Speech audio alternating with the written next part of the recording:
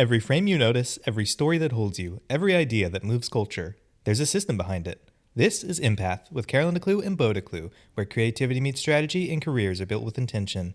Breaking down the tools, the workflows, and the decisions shaping creative careers. New episodes every Wednesday at 7 a.m. Empath. Feel the creativity.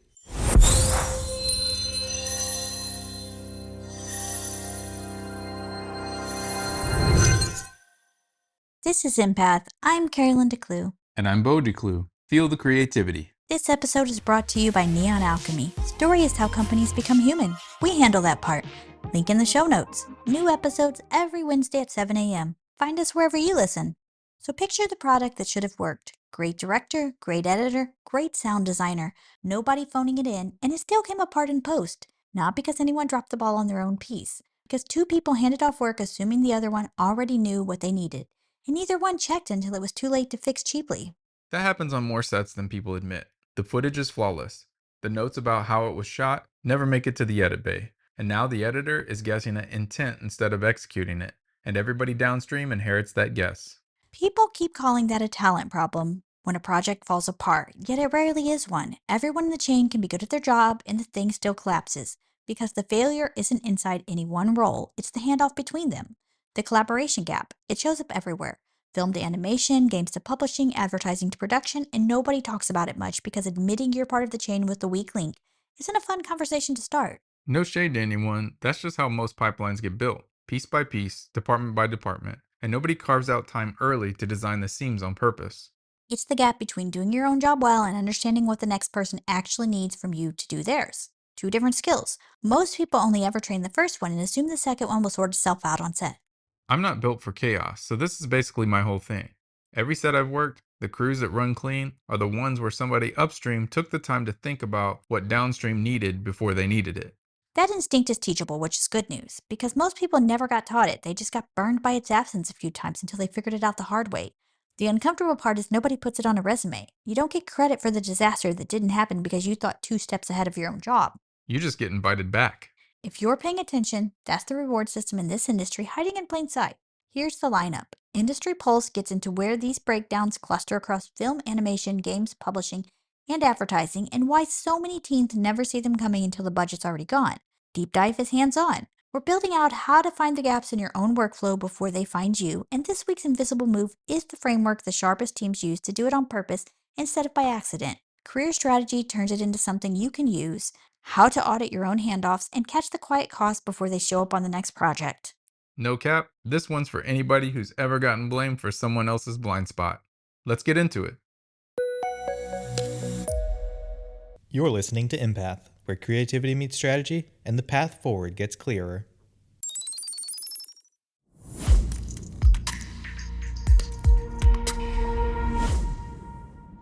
What's changing? What's staying? What actually matters? This is Industry Pulse.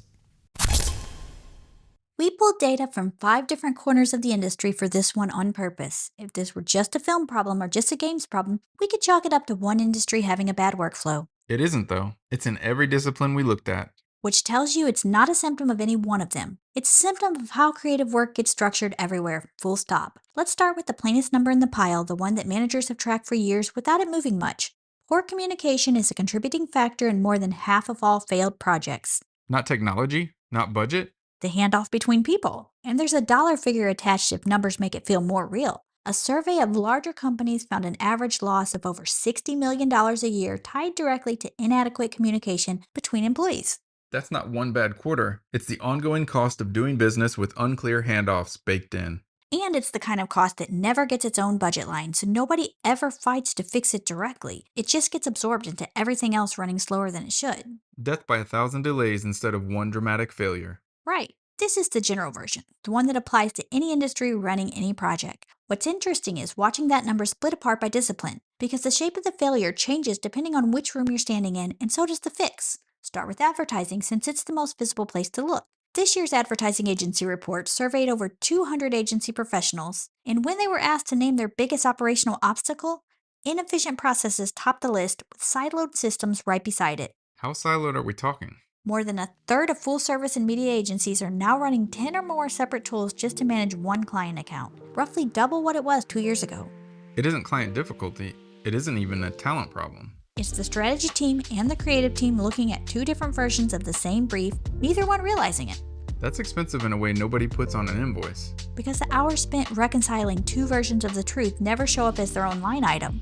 They just quietly eat the margin on every account every month until somebody finally adds it up and realizes how much of the budget went to friction instead of craft. And the agencies aren't even ignoring it. They know exactly where it lives. Right, naming siloed systems as a top obstacle means somebody in that survey room already knows the fix isn't a new piece of software. It's an agreement about how information crosses from one department into the next. Animation runs into a version of this that's almost mechanical. The pipeline's a chain of dependencies. Layout has to finish before rigging can start. Lighting has to land before rendering can begin. One late asset anywhere in that chain stalls whatever comes after it. And the money to fix that? The most recent industry survey of over 200 animation and VFX studios worldwide found over a third of them spend less than 5% of their budget on the pipeline infrastructure meant to keep that chain connected. An even larger share don't know what they spend it on at all. So the part of the operation that exists specifically to prevent the handoff from breaking it is the part that gets starved first? On a project with hundreds of people split across departments, that's the connective tissue of the production, running on whatever budget happened to be left over. And it's not because studios don't understand the risk. Pipeline spend is invisible in a budget review, the same way a good handoff is invisible on set. Nobody notices infrastructure until the day it's the reason something broke. This tracks with basically every studio I've heard stories from. Pipeline's the thing that gets cut when the budget's tight, right up until it's the reason the schedule blows up. Now games, which shares a lot of DNA with animation, but adds its own wrinkle. The latest industry survey of over 500 game development professionals found collaboration challenges are persistent, specifically around remote work and getting assets to share cleanly between teams. There's academic research on why that keeps happening, right? A recent study on interdisciplinary communication inside the video game industry traced the friction to a short list of repeat causes. Teams not understanding what the adjacent discipline does day by day. No standard process for handling work across that line. Flat out different aesthetic instincts between departments that never got reconciled before the deadline forced the issue. Translate that, and it's a programmer and an artist arguing about the same asset for completely different reasons, and neither one clocking that the other person's reason is legitimate also.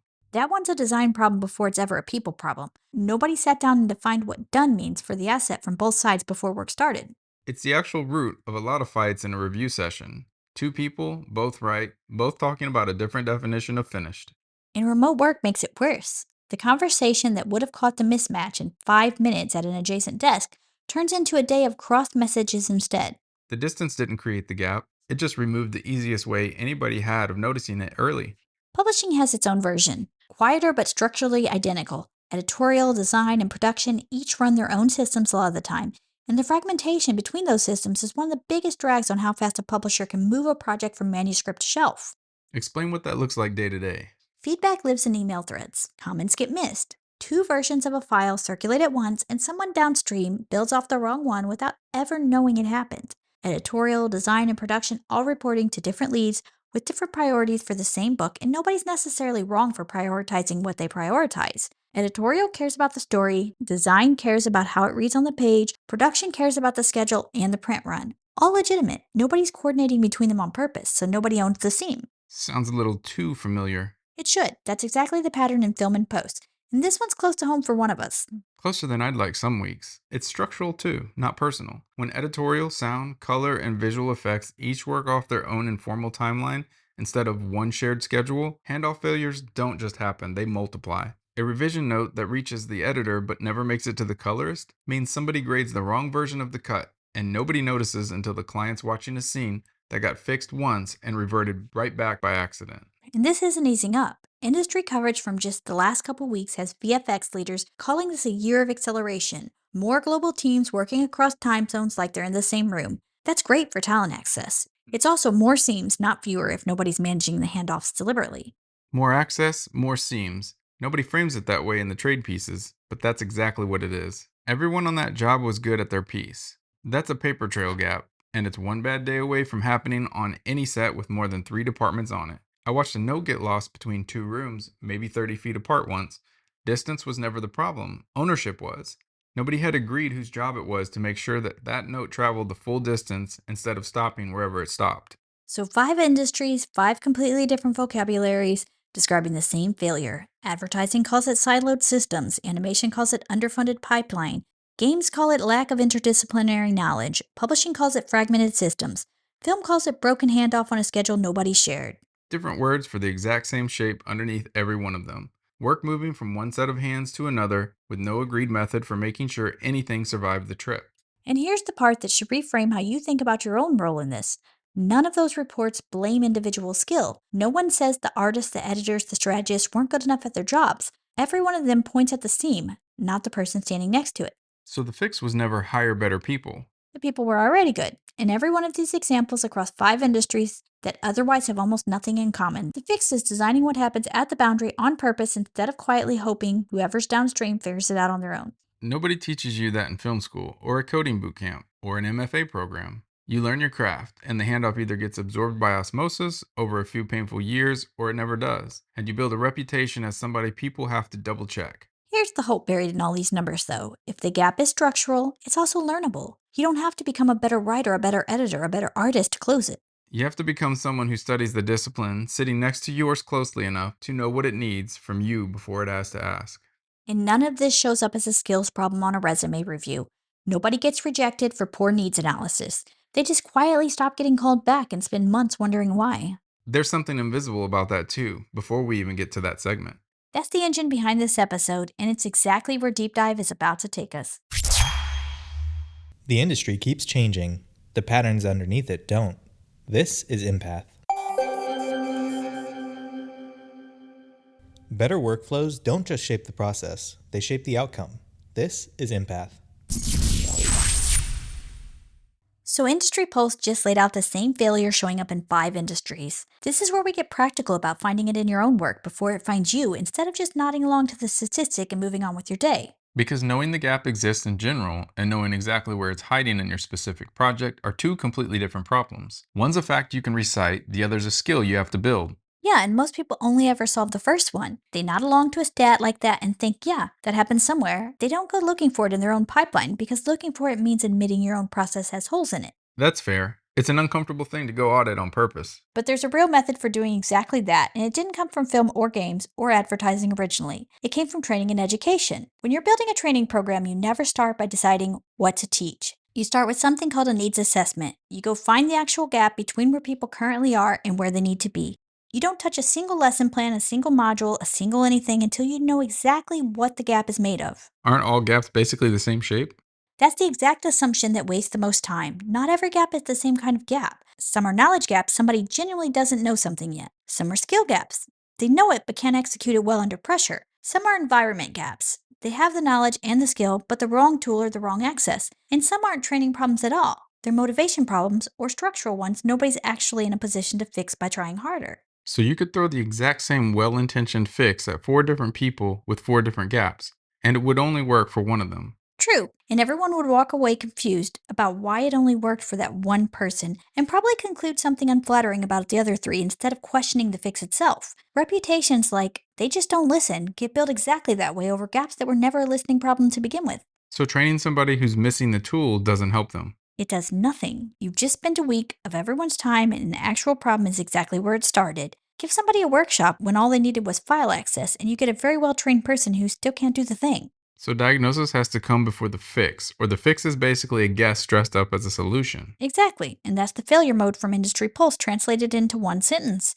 Every industry we just covered is applying a fix. More tools, more process, more meetings without ever diagnosing what kind of gap they're sitting on top of. That's why the fix doesn't stick. You patch the symptom and the actual gap just resurfaces 3 weeks later wearing a different costume. Makes sense because you can't fix a knowledge gap with a new piece of software, and you can't fix an ownership gap by sending everyone more training. The intervention has to match the actual shape of the problem, or it's just motion that looks like progress. Let me put that in production terms. We had a VFX vendor missing shots on delivery, over and over, 3 rounds in a row, and the instinct from the studio was to lecture them, tighten the contract, add more check-ins, more oversight, basically assume they weren't taking it seriously enough. Which assumes it's a motivation problem. Yeah, and it wasn't even close to that. Turned out the shot list they were working from didn't match the current cut, because nobody had a process for pushing picture lock changes downstream to them automatically. Every time editorial made a change, that vendor found out whenever somebody happened to remember to tell them, which some weeks was never. So they were building beautiful work off of a document that was already 3 revisions out of date by the time they opened it. They had no way of knowing that from their side. Nothing in what they received told them the list was stale. That doesn't sound like a motivation gap, it sounds like an information gap. And no amount of oversight fixes a team working off the wrong data. You can check in with somebody twice a day, and they'll still build the wrong shot perfectly, on schedule, every single time, because the input they're working from was already broken before it reached them. So, how did you fix it? One shared living shot list that updated the moment the cut changed. Instead of a PDF somebody remembered to send eventually, boring fix, fixed it completely in about a week. That's the entire idea in miniature. The obvious looking fix, more oversight, more contract language, would have cost everyone weeks and fixed nothing because it was aimed at the wrong kind of gap entirely, or at least at a completely different kind of gap. And everyone on that studio side would have walked away thinking the vendor just wasn't good enough, which would have followed that vendor to their next job too. Which loops right back into Industry Pulse. None of those reports blame the people, and once you diagnose the gap instead of assuming it's shaped from the outside, the person on the other end almost always turns out to have been fine the whole time. So how do you actually run this yourself before we get to the framework's name? Removes. First, you watch the handoff happen instead of asking somebody to describe it to you after the fact, because people describe their process the way they wished it worked, not the way it goes. Next, You pull whatever documentation already exists, the shot list, the briefs, the notes, and you compare what's written against what people are doing day to day. The gap between those two things tells you almost everything. and what's the last move? You ask the person on the receiving end a very specific question, not, does this work for you? Which people will always answer politely, but what's the first thing you have to guess or reconstruct when this lands on your desk? That question surfaces the gap they've stopped even noticing because they've been quietly working around it for so long it feels normal. Because the mismatch between the paperwork and the real workflow is usually exactly where the handoff is quietly failing. Every time, and the guessing question catches the gaps that don't show up in any document at all. The ones that only live in somebody's head because they've been compensating for it manually for months without ever mentioning it to anyone, because at some point, it just becomes part of the job to them. Coming up, the invisible move, the practice that turns all of this from a vague feeling into something you can actually run on your next project. Stay with us. Most podcasts about creativity talk about the dream. Empath talks about the work. The tools, the workflows, the career decisions nobody explains out loud. The patterns underneath the industry that separate the people who last from the ones who burn out trying. Hosted by Carolyn and Beau every Wednesday at 7 a.m. If you're already in the creative industry or building your way in, this show was made for you. Empath. Feel the creativity.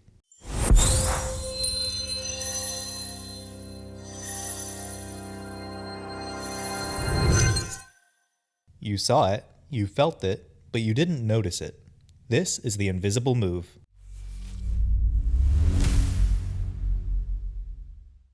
Every handoff that works, the kind where nothing gets lost, nothing gets duplicated, nobody's guessing what the other person meant, has something happening before the work ever starts that most people never think to do on purpose. This week's invisible move is needs analysis. Not the corporate training version you're picturing right now. Nope, this is the practice of finding every single gap between the two roles before you try to fix any of them, and then matching a different intervention to each one, because they're almost never the same kind of gap twice, even inside the exact same project. This is the part people skip constantly. They find one gap, fix that one thing, and declare the handoff solved. And there's almost always 3 or 4 more gaps sitting right behind it that nobody went looking for, because the first fix felt satisfying enough to stop there.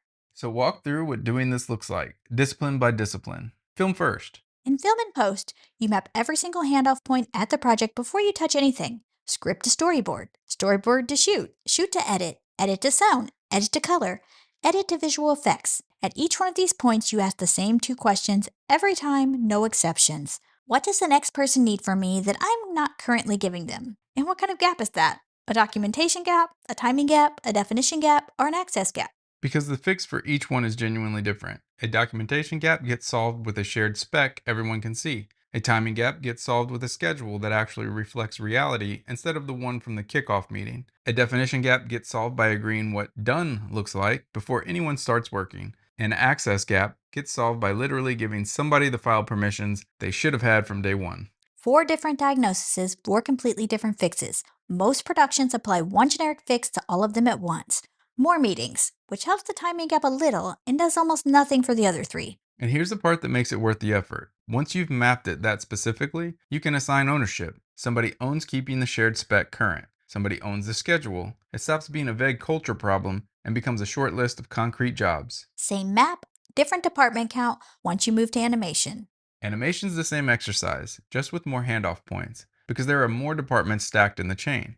layout to rigging, rigging to animation, animation to lighting, lighting to render. Every single one of those needs its own 2-question pass, not one blanket policy handed down for the whole pipeline. And that's exactly what Industry Pulse flagged, right? The studio's not investing in the infrastructure meant to hold the chain together. Right. A needs analysis is basically free, though. It requires somebody willing to walk the chain department by department and ask the question at every link instead of assuming the last person's process was fine. Games has an aesthetic gap. A programmer and an artist can have flawless documentation, a perfectly clear timeline, full file access, and still clash because nobody ever explicitly defined what good looks like for that specific asset from both sides before work started on it. One thing's polished means realistic, the other thing's polished means readable at a glance from across the screen during an actual gameplay. Both defensible, neither one wrong, just never said out loud. So the needs analysis there isn't only what you need from me, it's what does finish look like to you, said out loud before either of you touches the thing. And that one sentence said in a kickoff meeting instead of discovered halfway through a review cycle saves entire days of rework that everyone will otherwise chalk up to somebody being difficult. Take that same map to publishing. Publishing runs the same map across editorial design and production: manuscript to structural edit, edit to layout, layout to print or digital production. Same 2 questions at every seam. What do you need from me, and what kind of gap is it if you're not getting it? And publishing's gaps tend to hide in email the way Industry Pulse mentioned, so the observation piece matters more there than almost anywhere else. Watching where a file sits and who actually has the current version tells you more than any org chart will. Fair, because on paper, editorial design and production all report clean lines to each other. In practice, the current version of the manuscript might be sitting in 3 different inboxes at once, and nobody's checked which one is actually current in weeks. And advertising's version is probably the fastest to run because the handoffs are shorter: strategy to creative, creative to production, production to the client. But it's also the version people skip most often because the timeline's so tight nobody thinks they have room to stop and map anything. That's exactly backwards. The tighter the timeline, the more expensive an undiagnosed gap gets, because there's no slack left anywhere to quietly absorb the mistakes once it happens. A 3-week schedule can absorb a 2-day miscommunication. A 3-day schedule can't absorb 2 hours of it. 10 tools per account from Industry Pulse. 10 places right there where a needs analysis could find something concrete and fixable instead of everyone just agreeing the workflow feels chaotic and leaving it there. Map the handoffs, every single one of them, before your next project starts. Ask what the next person needs and what kind of gap it is if they're not getting it. Then match the fix to the diagnosis, instead of reaching for the same generic solution every time regardless of what's actually broken. And do it before the project starts if you can, not after the third missed handoff, because by then everyone's already quietly formed an opinion about who's difficult to work with. And that opinion is a lot harder to walk back than the gap was to fix. Needs analysis isn't glamorous. It's tedious and detailed. Nobody's going to compliment you for running it the same way nobody complimented good file organization back in episode 3. But it travels with you. You can run it on your very first project with a new team before you've earned any trust, before anyone knows your work. It doesn't require seniority. It just requires 2 uncomfortable questions asked before you start. And unlike most advice about standing out early in a career, it doesn't ask you to be the most talented person in the room. It asks you to be the most curious one about how the room actually works. That's the invisible move. Better workflows don't just shape the process, they shape the outcome. This is Empath. Creative work doesn't build careers, direction does. This is Career Strategy.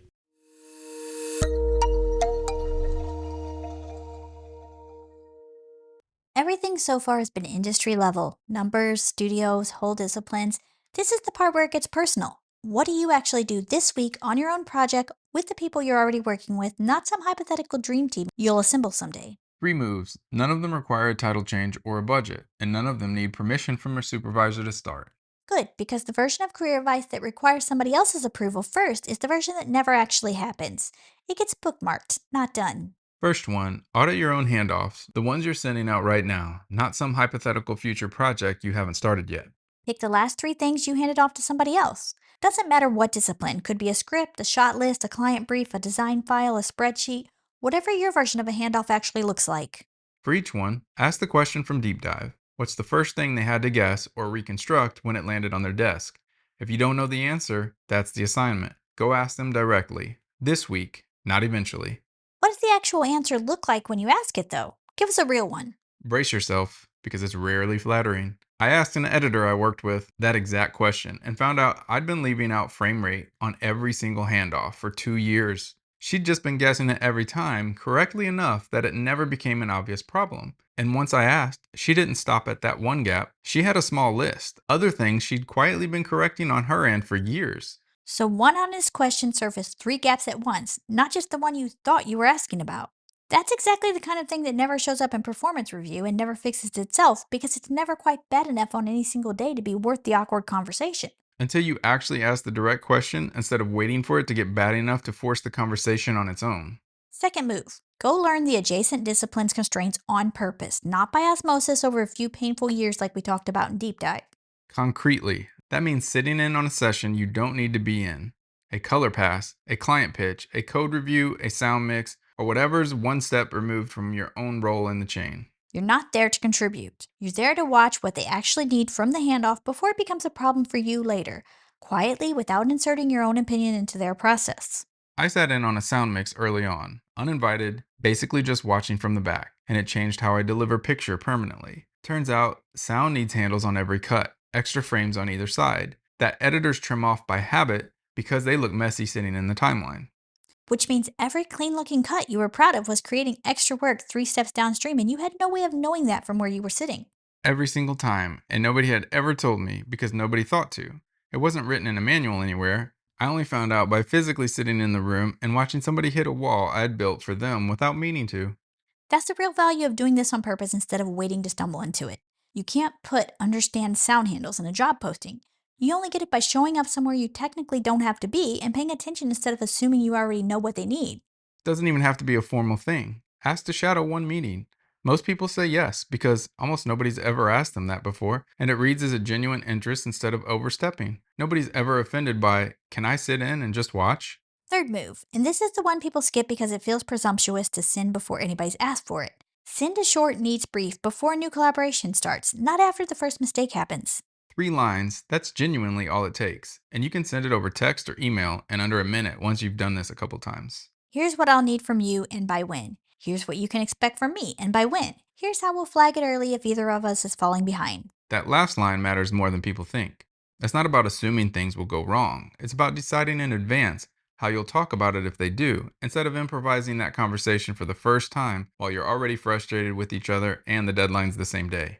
Because the version of that conversation you have when you're already annoyed is always worse than the version you'd have agreed on calmly beforehand when nothing was on fire yet. And sending that brief doesn't make you look inexperienced, which is the fear I hear from most people just starting out. It makes you look like somebody who's done this enough times to know exactly where it usually breaks. That's exactly the reputation industry polls pointed out. Not the flashiest portfolio piece, the person nobody has to double check. The one whose handoffs just work without anyone thinking twice about it. Here's the pushback we should probably address though, because somebody's thinking it. What if you send that brief and the other person just doesn't respond the way you hoped, or thinks it's unnecessary, or brushes it off entirely? Then you've learned something real about how that person works in week 1 instead of in week 6 when the deadline's on fire and you're both improvising blame instead of a fix. Cheap information, basically. 3 sentences that tell you more about a working relationship than the entire first month usually would. And you got the information before you invested anything you couldn't walk back. There's a version of this pushback that's more about power than skepticism, though. What if the other person's senior to you and sending a needs brief feels like you're overstepping? It's the opposite, actually. Scale it to the relationship. You don't need 3 formal lines with somebody senior. 1 sentence works. Something like, want to make sure I get this right the first time. Anything specific you need from me on this one? That reads as prepared, not presumptuous. It's exactly what a senior person wants to hear from somebody they just handed something to. It signals you're thinking about their needs before they have to spell it out. And it costs you nothing if the answer is just, nope, you're good. You've lost 10 seconds and gained information either way.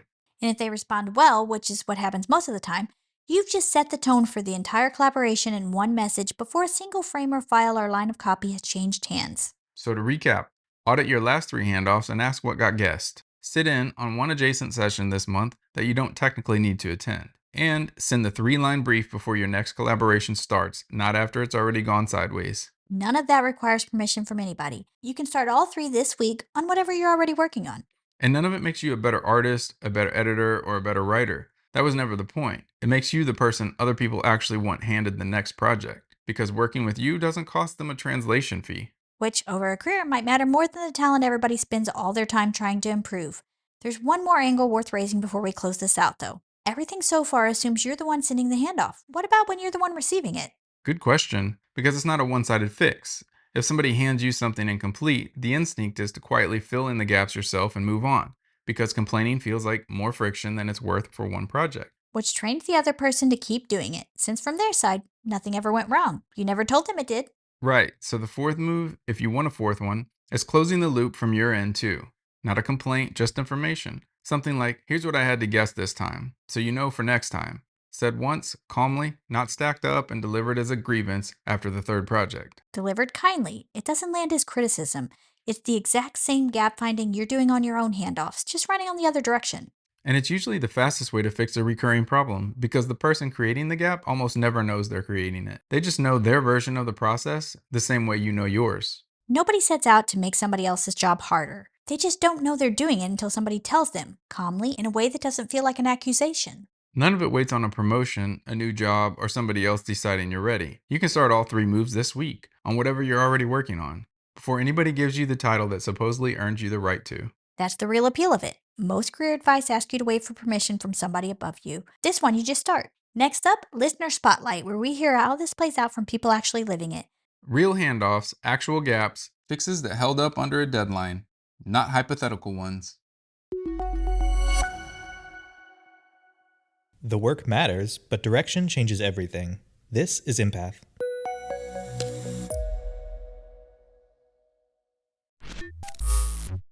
Behind the work, there are real people building it.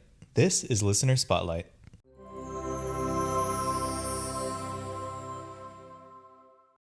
A few weeks back, we got an email from a listener named Priya who works as a production coordinator, and it's such a clean example of everything we've covered today that we asked if we could read part of it on air. So here's the setup. She'd just moved from a small studio to a bigger one. Same role, production coordinator, but suddenly juggling 3 times the departments and none of the informal knowledge that comes with having been there a while. Priya wrote, I keep getting blamed for things going wrong that I genuinely didn't know were my responsibility to catch. Nobody had ever told me the new studio expected coordinators to double check vendor deliverables before they went to the client. At my old job, that was the producer's job. I wasn't being careless, I just didn't know the boundary had moved. It's a documentation gap and a definition gap stacked on top of each other, both at once. Nobody wrote down the new expectation anywhere, and nobody had ever said out loud where the line actually sat between her role and the producer's. Exactly. Nobody explained what done meant for her role in the new building, because everybody there had absorbed it so long ago they forgot it was ever explained to them in the first place. It had become invisible to the people who already knew it. This is exactly the problem with tribal knowledge in any workplace. It stops feeling like knowledge at all once everyone around you already has it. It just feels like common sense until somebody new walks in without it and gets blamed for not having common sense they were never given a chance to acquire. And that's such a specific kind of unfair, because from the outside, it looks like a performance problem. From the inside, it's an onboarding problem nobody assigned to anyone, so it just fell through the floor entirely. She wasn't failing at her job. She was succeeding at a version of the job that didn't exist anymore, at a studio that had quietly redefined the role without telling anyone who'd need to know. Here's the part that got us though. She didn't just complain in the email. She wrote what she actually did about it, and it's basically needs analysis. She just didn't have a name for it yet because nobody had given her one. Priya wrote, after the third time I got blindsided, I sat down with my producer and asked her to walk me through everything she needed from me on a project start to finish. I took notes like I was a new hire on day one, even though I'd been there 2 months. It was a little embarrassing to ask because I felt like I should have already known, but by the end I had an actual list, not a vague feeling that I was somehow bad at my job. That's the exact move from Deep Dive. Watch the handoff instead of guessing at it. Ask the person what they need instead of assuming you already absorbed it, even when asking feels like admitting a failure. And she did it without ever hearing the term needs analysis. She just got tired enough of guessing wrong to ask directly, which is usually how the youthful version of any framework gets discovered first, before anybody ever puts a name on it. There's something almost funny about that the actual practice always shows up in somebody's lived experience years before it shows up in a book or a training module with a name attached to it. It's not funny so much as the whole reason we do the show. People are already solving this as it happens, in inboxes and hallway conversations, and mostly nobody's writing it down or passing it along to the next person who needs it. Most good practices get discovered exactly like that. Not from a framework somebody read about, from somebody hitting the same wall enough times that asking felt less humiliating than guessing again. There's one more line from her email I want to read because it ties right back to career strategy. She wrote, Once I had that list, I started sending a version of it to every new project I joined before anyone asked me to. Here's what I think my role covers. Tell me what I'm missing. It saved me every single time since. Nobody's ever pushed back on it. A few people have told me they wished more people did it. That's the needs brief, independently invented by a coordinator 2 months into a new job because she needed it to survive, not because a podcast told her to. We didn't teach her this. She taught us the version of it that actually works under real deadline pressure, which is a little humbling if I'm being straight about it. It is. And thank you, Priya, for introducing this topic. We built a framework this week and a section of it out of language that she'd already been living the practical version of for months before we even put a name to it. It's kind of the central point of this episode. None of what we've been describing today is exotic. It's not a framework only big studios can afford, or something that requires a title or a budget line or permission from anybody above you. No committee approved what she did. No department signed off on it. It's something a listener figured out on her own, out of necessity, in real time, with nothing but a notebook and an uncomfortable conversation she made herself have. The theory just gives it a name and makes it repeatable, instead of something you have to reinvent from scratch every time you change jobs or join a new team or move up a level where the expectations quietly shift again without anyone telling you. That reinventing it from scratch part is the actual cost, I think. Not that people can't figure this out. They clearly can. Priya's proof of that. It's that everybody has to rediscover it alone, usually the hard way, instead of being something that gets passed down from day one. Priya, if you're listening, thank you for sending this in and for letting us read it on air. This is exactly the kind of story we want more of, the unglamorous, specific kind, not the highlight reel version people usually send in. And there's a reason we picked this one out of everything that's come up. It's not the most dramatic story we've gotten. Nobody got fired, nothing blew up publicly, no lawsuit, no viral moment. It's just somebody quietly fixing a real problem with almost no resources and no permission. This is most of what actually happens in this industry. The dramatic stories get the headlines. The quiet fixes are what actually keep projects running week to week, and almost nobody ever hears about them. If something in this episode is playing out in your own work right now, we want to hear about it too. It doesn't have to be resolved yet. Doesn't have to be a tidy ending. Send it in, even if it's still messy and you're still in the middle of it. You might end up on this segment next, or you might just get an email back from us saying we've been there too, which might be the more useful outcome some weeks. We've named the framework now, but the instinct behind it existed long before we gave it one. In inboxes and hallway conversations, nobody ever wrote a paper about, practiced by people who never once called it a framework. That's probably true of most good practices in any field. Somebody's already doing the smart version quietly, alone, years before it gets a name and a segment on a podcast. Priya just happened to be generous enough to write it down and send it to two strangers with microphones. Which we're genuinely grateful for. Thank you to all the listeners out there who contribute your voice. The work tells a story. So do the people behind it. This is Empath.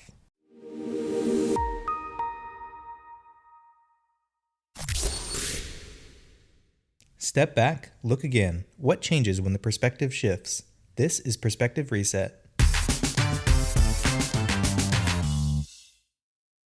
There's a way to hear everything we covered today that makes it sound like a problem to eliminate. Find the gaps, close them, and eventually the seam between disciplines just disappear entirely, leaving one smooth process with nothing left to manage. Which would be a nice, tidy ending. It's also not true, and probably not even a good goal if it were possible to reach. Because the seam isn't the flaw in the system. The seam is where two different kinds of expertise actually meet. And that meeting point is where a lot of what makes creative work good actually happens.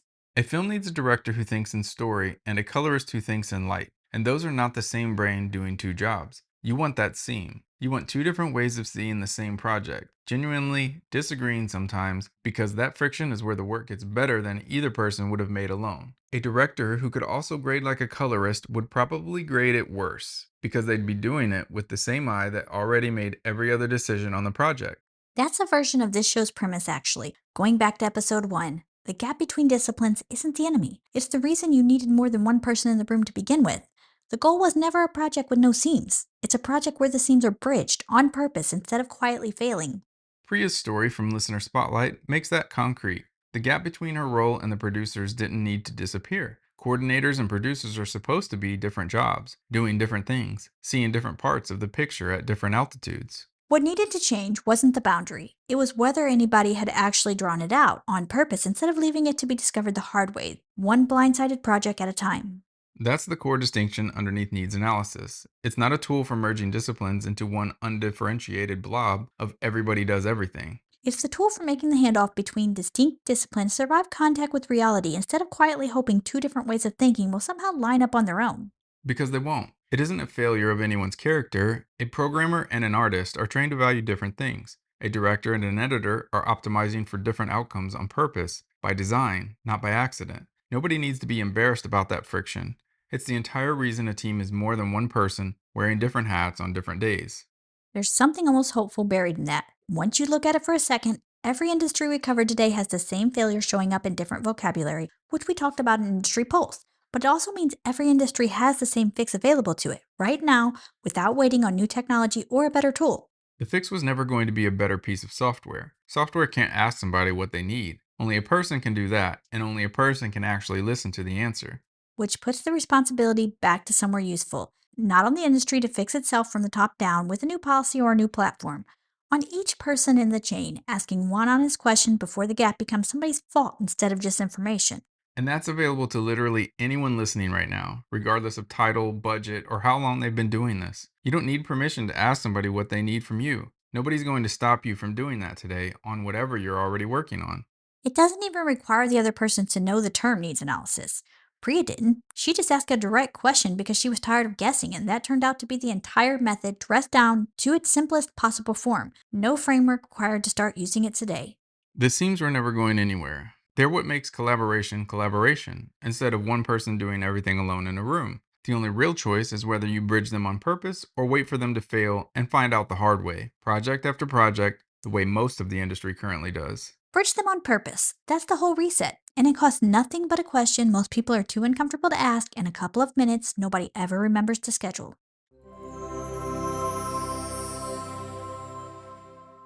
Clarity changes direction. This is Empath.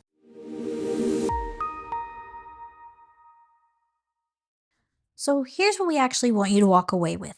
Every industry we covered today measures talent as an individual thing. Are you good at your job? Is your portfolio strong? Can you execute? But almost nothing we found this episode measured whether you're good at the seam, the handoff, the space between your job and the next person's. And that space is where careers quietly get made or quietly get stuck. Way more than the portfolio piece everybody spends all their time polishing on their own. Complementary skills, not being the best writer, editor, or artist in the room.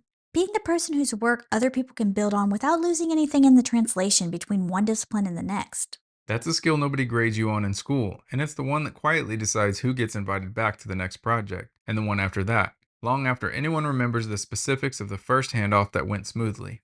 If this episode landed for you, send it to somebody you've handed work off to recently. Not as a hint that they're doing something wrong, as a thank you, or as the opener for the exact conversation career strategy walkthrough this week, the one most people never quite know how to start. And if you've got a story like Priya, or your own version of one, send it in. This show runs on them. Next week is a big one. We're closing out the season and we're not doing a normal recap episode. We built 9 invisible moves this season without ever telling you they were connected to each other. Hierarchy, misdirection, constraint, manual reversion, chain of title, scaffolding, continuing education, the founder narrative, and this week's needs analysis. 9 separate segments, 9 separate weeks, and we let you experience them one at a time like they were 9 different ideas, because at the time, they genuinely were. Next week, we show you what they actually were the whole time. One skill, not 9, building on itself episode by episode, whether you noticed it happening underneath the surface or not. And once you see the pattern connecting all 9, you can't go back to hearing them as separate lessons. That's the entire point of saving it for last. We're also using it to open something bigger for season 2. There's an open question from episodes 7 and 8, neither of us willing to let it go quietly. The one about AI and where creative jobs actually land once the dust settles. We're bringing you real data on it next season, not more speculation dressed up as an answer. New episodes every Wednesday at 7 a.m. Find us on any podcast platform. Search Entertainment Media Path Podcast. And if you're a brand looking to reach an audience of creatives actively investing in their craft, sponsorship details are in the show notes. Reach us directly at info@neonalchemy.nl. This episode was brought to you by Neon Alchemy. Story is how companies become human. We handle that part. Empath. Feel the creativity.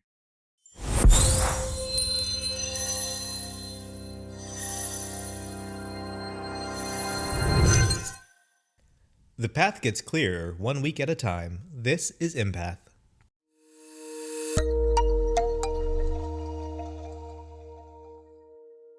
Empath is a partner podcast of Neon Alchemy BV. Story is how companies become human. We handle that part.